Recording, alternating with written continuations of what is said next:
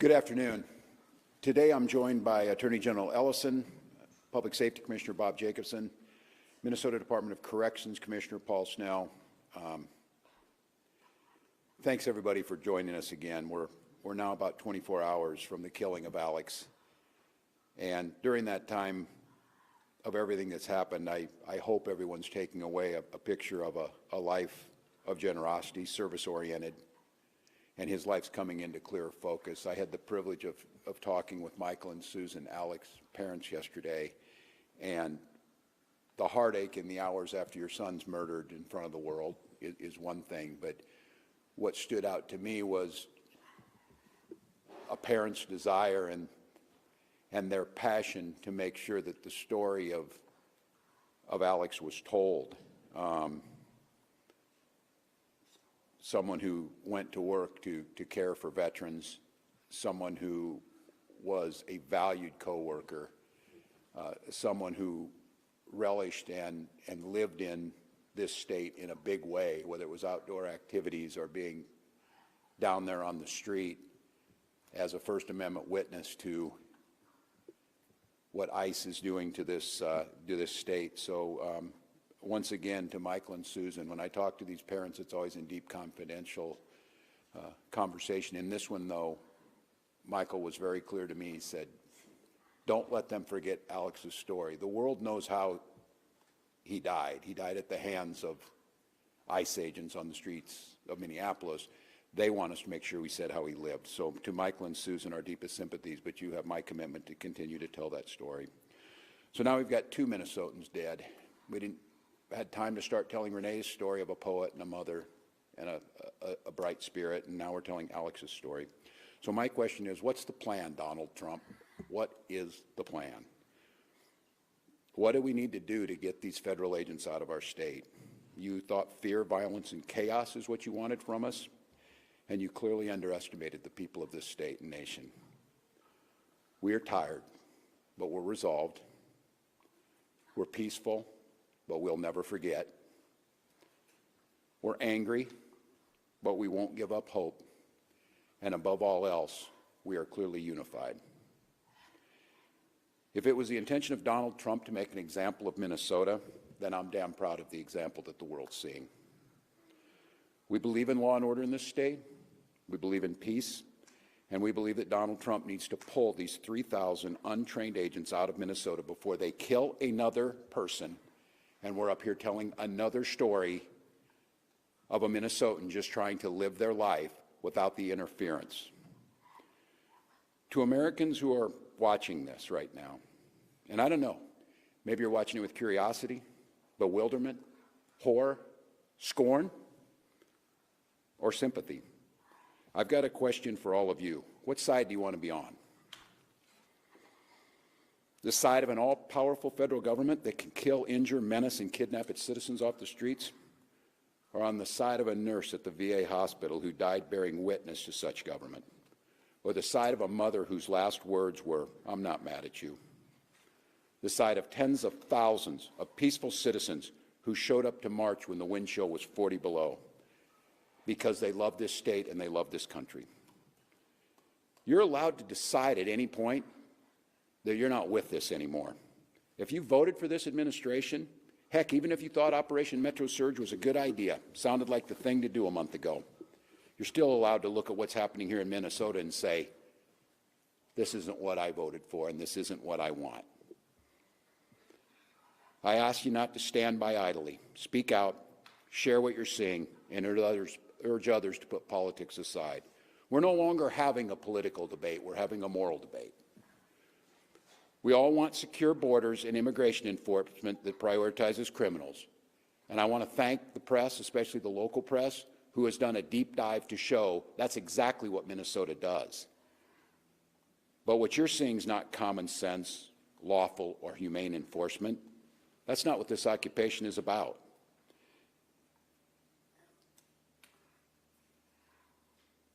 Let me say our conversation should not be about, and I know we get asked of what we're doing on there, how many State Patrol or police or National Guard I can put on the street. This isn't about how many people I can put on the street. It's about how many of these people, these ICE agents, and whoever else was thrown into this unholy mess, how many Donald Trump can get out of here? Minnesotans, you've won the hearts and minds of people across this country, and you've done it through your peaceful, resolved defense of your neighbors and the Constitution. So once again, Minnesotans, stay peaceful, stay safe. Change is coming, and we can feel it. But this fight still goes on, and I'm just glad today to be joined in person because it's someone who's been at the side of Minnesotans throughout this and through every other thing we've gone through over the last 7 years. Someone who we describe as the people's lawyer, someone who is fighting this battle for the Constitution, for the safety of Minnesotans in courts every single day. I want to give this over to Attorney General Keith Ellison to talk a little bit about what's going on with the state on some of the lawsuits and what our expectations are in the coming days. Attorney General. Thank you, Governor. Governor Walz, thank you for your excellent leadership during this very, very difficult time, this unprecedented time, Governor, because quite honestly, there has never been a deployment of immigration agents this size in the history of the United States. There have been times in American history where they've deported a lot of people, but a concentrated deployment of ICE agents in one state in one period of time is unprecedented. And therefore, there's no playbook. And therefore, nobody knows exactly how to deal with this situation, but it is unique and particularly puzzling given that Minnesota does not have the highest immigration in the United States, given that Minnesota has a very, very professional community of law enforcement professionals who are taking care of the safety of our state, given the fact that the Department of Corrections, pursuant to state law, hands over people who ICE is looking for and they have proper paperwork for. Given all of that, this is a very curious situation and would reasonably lead someone to ask why. So let me talk about Alex Pretti. Alex Pretti was a nurse at the VA. I happen to have a son who's 31 years old who spent 5 years in the United States military as a combat medic. But toward the end of his deployment and the end of his service, he wanted to go into nursing, and so he did. And ended up getting an RN degree and works in the healthcare system here in Minnesota. And when he was at work today and last night, he said, look, my colleagues were crying and in tears, and they took this hit to one of their own very personally. And he said, I did too. He said, I didn't find myself shedding tears, but I could have, because I just was brokenhearted, because I know the service that he and the love and compassion he puts into taking care of the people he took care of at the VA. An intensive care nurse, kind, compassionate person to friend and family, described by coworkers as the first person who would jump in to help. He was our neighbor, and he should still be with us right now. So let me just note that Superintendent Drew Evans of the BCA, another exemplary professional in our state, he is the BCA is the state's investigative agency, and it is their job to investigate crime. They have a specialized unit to investigate the use of force cases. They arrived on site after the shooting and were refused access. They then secured a judicial warrant, a warrant signed by a judge, which has never been needed before, and were still refused access. This is uncharted territory.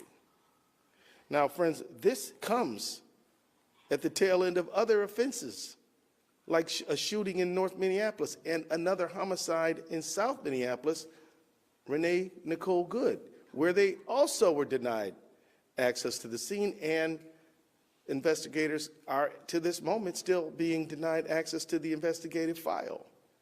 This is not a rash decision for us to go to court and to seek a temporary restraining order from a judge to preserve evidence and prevent the destruction of evidence. I don't care if you're conservative, liberal, or whatever. but you should at least be in favor of conserving evidence in a homicide. And to have to go get an order from a judge to preserve that evidence is extraordinary and should alarm everyone who believes in equal justice under the law and who believes that every person, no matter how this case ultimately is resolved, deserves to have their case investigated to get to the truth of what happened. This is an extraordinary moment in an unprecedented time, and we're doing all we can to step up to that moment. My office represents the BCA and joined the Hennepin County Attorney's Office in a lawsuit last night, as you know, and we moved to prevent the destruction and or tampering with evidence related to Alex Pretti's shooting. And this includes any evidence the federal agents took from the scene of the shooting, preventing the state authorities from inspecting it. We've never had to do anything like this before. Never before. We filed that motion last night and for a temporary restraining order asking the court to take immediate action to preserve the evidence. And last night, within 2 hours of the filing, a judge granted the motion. The Department of Homeland Security and the federal government are now enjoined from destroying or altering evidence related to yesterday's shooting. The fact that anyone would ever think that an agent of the federal government might even think about doing such a thing was completely unforeseeable only a few weeks ago. Yeah. But now, this is what we have to do. As we said in our filing last night, the irreparable harm we would suffer if the federal government were allowed to destroy evidence is so weighty that any harm to the federal government does not even budge the scales in a court balancing of the scales. It's imperative that we preserve as much evidence as possible so that the state investigators are allowed to access the evidence to ensure a fair, thorough investigation. And I will say, I've heard not one single law enforcement or investigative agent in the state of Minnesota say that they won't share information with the federal government. I've heard quite the opposite from the federal government. Now, Operation Metro Surge. As I noted when I started, this appears to be the largest single deployment or surge of immigration agents in the history of the country. And as a result, tremendous damage has been inflicted upon our state. We've had 2 killings within 2 weeks and an additional non-lethal shooting. We've had countless numbers of people who have been stopped and had the demand for their papers, to have to show their papers in America. We've had door-to-door knocks where people have their homes barged into without cause of right. And we've had stores have to shutter, students not going to school. We've had reduction in employees going to their job sites. We've had jobs being, little markets being shut down, restaurants being interfered with. We've had a countless number of harms. And so we took the action of suing the federal government over Operation Metro Surge. And tomorrow morning, I'm going to be in federal court with my team arguing for a restraining order against Operation Metro Surge. I filed this case almost 2 weeks ago, and this will be our first hearing. The lawsuit we filed is one that is caused by the unprecedented nature of this surge. It is a novel abuse of the Constitution that we're looking at right now. No one can remember a time when we've seen something like this, when a state can marshal facts to show that our targeting is not based on excessive amounts of undocumented immigrants or anything like that, but we're targeted because of politics, which violates our First Amendment rights. The 10th Amendment, which we are entitled as a state to equal sovereignty, and we have been denied that. The federal government is literally commandeering and coercing the state of Minnesota to bend to its will, which is the prerogative of the people of the state of Minnesota. Let me remind everybody, let me take everybody back to 8th grade civics. The states predate the United States and came into the Union preserving their rights as states to be the states that the citizens of those states want them to be within a constitutional framework. It is at the fundamental, it is in the DNA of American history that the federal government cannot trample over the prerogatives of the state. And that is exactly what is happening here, and that is exactly why we're going to court. This surge has drained local law enforcement time and resources. Jacob Fry, if he were here, could tell you that they've spent north of $2 million on overtime responding to ICE. They've damaged our economy, hurt our education system, and terrorized community members. And it must stop, and tomorrow is a big step in that direction. Now, as I noted a moment ago, people will ask, well, why Minnesota? I'll say this. Minnesota is dealing with targeted oppression from the federal government because of who we are and who we value. Minnesota is a place where we welcome the stranger. We have a number of nonprofits that focus on refugee resettlement in Minnesota. Minnesota is a place where we take care of the vulnerable among us. We're a state that just passed paid family leave. We're a state that believes in feeding our kids who are in school, and we're a state that believes that Minnesota is a great place to live for everyone, no matter where you were born. Of course, we obey all laws, but we still believe that immigration is not a sin. They're coming after our state, in my view, because of what we stand for, because we voted 3 times in favor of somebody not Donald Trump, which he has publicly said he resents deeply and believes is not even true. I can tell you it's not about fraud. Because if he sent people who understand forensic accounting, we'd be having a different conversation. But he's sending armed, masked men. This is a pretext, and it's not supported by the facts at all, which has brought us to court challenging the justification that the president has offered. For those watching around the country, I would submit to you that just as Portland and Chicago and LA were precursors to Minneapolis, Minneapolis is a precursor to a whole lot of other places that they have their eye on right here, right now, including Maine and several other states. If we don't stop this behavior here, it will only expand, and it won't be good for anyone in our country. Minnesota is staying strong, and I want to join Governor Walz in my just pride in being a Minnesotan. No football game victory could ever make me feel as good about our state as I do about people standing up, helping their neighbors, engaging in mutual aid, giving each other rides different places, making sure that there's enough groceries, protesting, using their First Amendment rights. This state has a lot of spirit. And Minnesota nice is a real thing. I wasn't fortunate enough to be born in Minnesota. I was born and grew up in Michigan. And I can tell you that this state has a lot of nice people. It really does. And a lot of people who believe in taking care of their neighbor and welcoming the stranger. And as we see right now, resisting tyranny.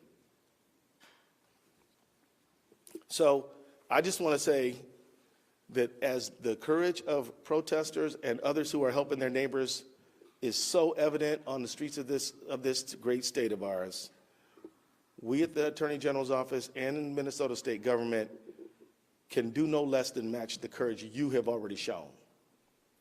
And we will not back down, we won't blink, we won't bow. We will stand firmly on our constitutional rights and in favor of Minnesotans. We will do that in the ballot box, at the courts. We will do that in the streets in a peaceful, legal, First Amendment protected way. And we will do it in a multitude of ways. But one thing we will not do is we will not back down and we will not bend. And so let me wrap up by saying this. We will never forget Alex Pretti. We will never forget Renee Nicole Good. And we will never forget any of the Minnesotans who have suffered so unjustifiably in this time. Minnesota is a great place. That is why I believe we've been targeted. But it's not going to work. And we'll be in court tomorrow arguing for the rights of every Minnesotan to stand up and be the generous, courageous people that we are. Thank you. Thank you, Attorney General. We'll be glad to take some questions, folks. Tom? Walz, you got a letter from Attorney General Pam Bondi making several demands, I guess you would call them, regarding sanctuary cities, regarding fraud and voter rolls. Your response to that, and is there anything you can do to meet the Trump administration, at least part of the way, to try to turn this temperature? Well, first of all, it's not a serious attempt, and the Attorney General sent that in. I would thank the local folks and Commissioner Snell. Thank you to you and your team over there. In that letter, they talked about, you need to hand people over who are in your jails. They're taking credit for people that we've had in jail for a long time. We always hand them over, and the Commissioner very clearly. So they're lying. They're lying.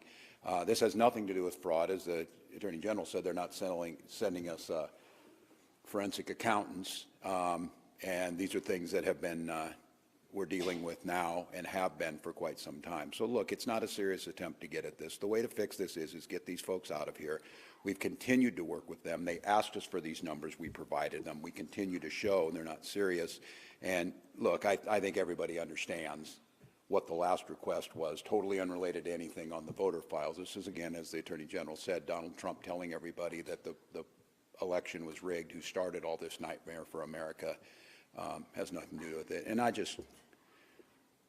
I would just give a pro tip to the Attorney General. There's 2 million documents in the Epstein files we're still waiting on. Go ahead and work on those. Governor Walz, this is for you or the Attorney General. If they're not honoring judicial warrants, how can you trust that they're going to be honoring this temporary restraining order? Well, that's a good question. I'm glad you asked it because, since Trump 2 began, and even including Trump 1, we filed a lot of lawsuits. We're north of 50 now. And they've been on everything from birthright citizenship to SNAP to things like the National Institute of Health to EV to all kinds of things. And they've been complying with the orders. Now, I will say the foot drag, we've had to threaten them with contempt a few times. And I'm not saying that the compliance has been good. I am saying that open defiance of court orders is not something that we've experienced. And so I have every reason to believe that they will obey the court order. Now, if they don't, we have recourse, and we'll pursue that recourse. On a deeper level, your question, I would simply say this. Just because they may not do the right thing does not absolve us of the responsibility of doing the right thing. We're going to seek legal recourse, and if they disobey a court order, then that's on them. But we're going to seek those orders, and we're going to insist that they be followed.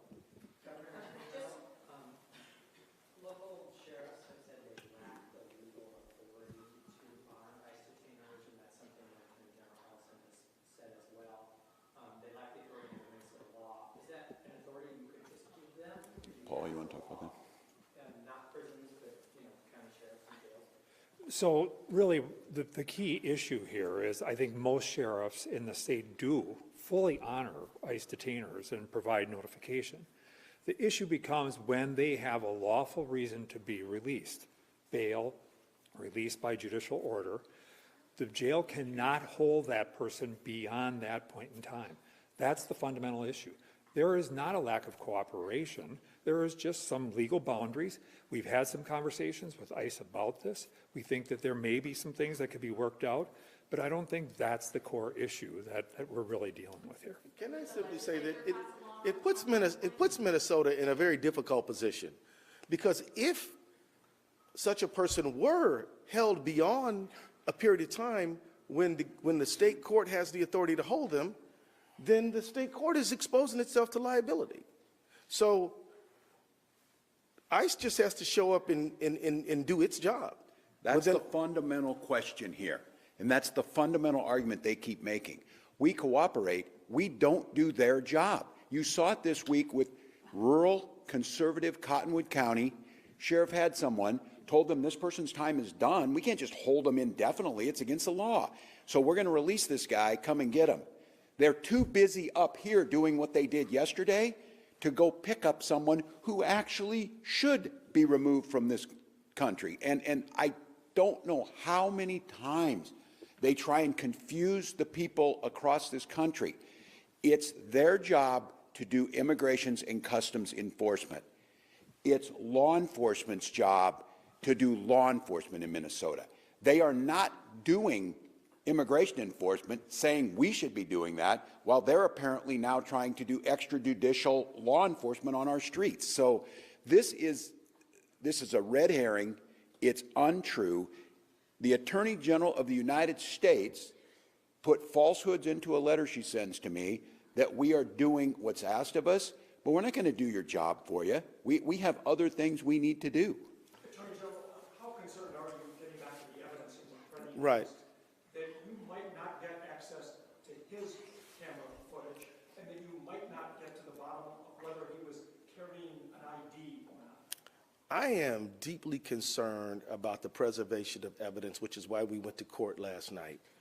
But I have faith in Judge Tonsru's order that it will be followed, and I can tell you that Minnesota officials are going to do everything we can to get to the truth.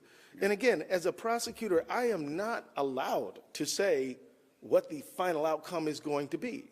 We have to get the evidence and find out. But if you're asking me, Tom, if I'm concerned, you better believe I am concerned. But look, they've got the order. Now they're going to defy the court if they don't follow it. As a quick follow, you met with Vice President Vance when he was in town on Thursday, if I understand. I did. Can you tell us about what the tenor of that meeting was? His goal was to turn down the temperature. 2 days later, there was the shooting. Well, I guess it didn't work, huh?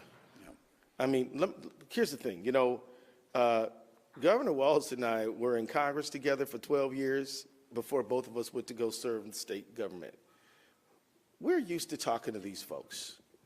Why not see if there's something that can be arrived at? I can tell you that it was a polite meeting. I can also tell you that I walked out of there thinking that we probably weren't going to get anywhere. Because quite honestly, a few hours late, not even hours, a few minutes later, he just got up there and just articulated the same talking points he made to me in the meeting. I tried to correct him. He didn't want to hear that. And so I'm like, well, welcome to Minnesota. Thank you very much. You both of us have things to do. So see you later. And I left. It was cordial enough, but it was not fruitful. But look, I just think that, and I'm sure the governor agrees, if you can try to talk to somebody sensibly, we do. But that one didn't get where we had hoped. Let's do one more opinion. Yeah, Lauren Gurley here from the Washington Post. Do you know if the federal agents who were directly around Freddie during the time of the shooting are still out on the street in Twin Cities or anywhere else in Minnesota? Any of them? Don't know. Don't know. They don't talk to us. They don't tell us. They don't. With the BCA being denied access to the scene after getting a warrant, is there recourse for them that way, or do you feel that this restraining order that you obtained requiring the federal government to preserve evidence is that recourse? So there are certain legal strategy decisions that I'm not at liberty to just go on about in a meeting like this one. What I can tell you is that both the warrant and the TRO are evidence of our resolve. And we are going to get to the truth of what happened to Mr. Alex Pretti and to the truth of what happened to Renee Good. And that's what we're pledging. And we're going to use every legal means to do that. So I can't tell you, I'm not at liberty to tell you what you're asking me, but I am here to assure the public and who's listening that we are going to get to the truth of this matter, and we won't be deterred and we won't be denied. Just a quick one for Jameson. We did see BCA agents at the shooting scene this morning. Can you confirm what they were doing there? Absolutely. The question is about whether or not the BCA agents were on the scene of the shooting this morning, and they were continuing to collect evidence that they've seen. They were also doing some canvassing of the neighborhoods. I don't want to get into any more of the investigative process in this, but at the BCA, we are going to continue to investigate this shooting based on whatever evidence we're able to get, and we appreciate the Attorney General assisting us with the temporary restraining order to make sure that the federal government is retaining evidence that will be available, we would assume, to us at a later time. But the investigation will not pause. We are continuing to work on anything and everything that we possibly can. I'm just going to close. I'm going to close with one thing that I promised the parents with Michael and Susan. And I speak to all Americans on this over these last 24 hours, what you saw. You're now knowing more about this young man. Beloved by his family, accomplished ICU nurse, skillful in ability to work with veterans, someone who's beloved by community, no criminal record, lawful firearms owner. And you know what you saw. And then you heard the most powerful people in the world, certainly in this country, President, Vice President, Greg Bovino, Kristi Noem, narrate to you what you were looking at, that this was a domestic terrorist, crazed, running at law enforcement with the intent to kill massive numbers of them, sullying his name within minutes of this event happening, and then closing the crime scene, sweeping away the evidence, defying a court order, and not allowing anyone to look at it. I don't care if you are conservative and you are flying a Donald Trump flag, you're a libertarian, don't tread on me, you're a democratic socialist of America. This is an inflection point, America. If we cannot all agree that the smearing of an American citizen and besmirching everything they stood for and asking us not to believe what we saw, I don't know what else to tell you. This has to be the moment. Your government, here in Minnesota, I've made it clear, I'm accountable for things that happen here, and I will take responsibility for that. Someone has to be accountable. Someone has to hold the final decision on this. And sitting behind a keyboard at 2 a.m. and besmirching a VA nurse and a son and a coworker and a friend is despicable beyond all description. This is not we need to see both sides. This is not we need to wait for this. This is basic human decency. And at this point in time, I'm just asking, try for a moment to set aside the political side of it and go back and ground in the humanity of this. This family has gone through enough, and to have the most powerful man in the world drag their dead son with absolutely no evidence and gaslight the entire country, this is enough. And I would say, President Trump, you can end this today. Pull these folks back. Do humane, focused, effective immigration control. You've got the support of all of us to do that. Let our law enforcement continue to do what they do, making Minnesota one of the safest states in the country, one of the best places to live. Allow our children to go back to school. We have got children in Minnesota hiding in their houses, afraid to go outside. Many of us grew up reading that story of Anne Frank. Somebody's going to write that children's story about Minnesota. And there's one person who can end this now. And I'll go back to it again. please show some decency, pull these folks out, reset this situation, and allow us to do the job that the Attorney General, myself, were elected to do, protect the people of Minnesota and carry out the laws of Minnesota. We'll be back with you when we get more information. Thank you all.